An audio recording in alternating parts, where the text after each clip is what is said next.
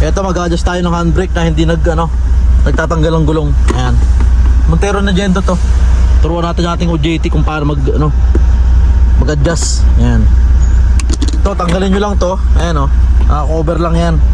Ayan o. Tanggalin nyo lang to. Ayan. Tapos, ayun, may gis dyan na yan o. Yung gis na yan o. Sana. Ayan o. Higpitan nyo lang. Tapos naka-release dapat yung handbrake. Sige, higpitan mo. Batang PUP to. Alam, maging magaling to. Magaling ka ba? Siyempre naman boss, kinuha mo ako eh. Sige, higpitan mo. Sige, higpitan mo. Sige. Higpitan mo pa. Para di tayo pawisan. Kakalas tayo ng gulong eh. Ito, shortcut. Ayaw ba yun? Shortcut moves to.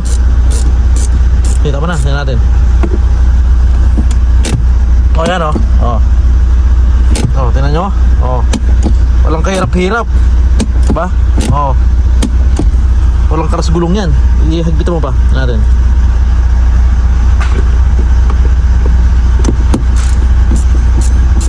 O na yan.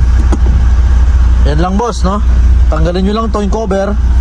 Tapos higpitan nyo lang tong gis. Ayan, o. Ayan, ma-adjust nyo na yung handbrake. Ayan o, taas lang kanina o. Ayan o, diba? O, walang kahirap-hirap mga boss. Balik mo na. Ayan lang, simple lang yan. Pero malaking tulong.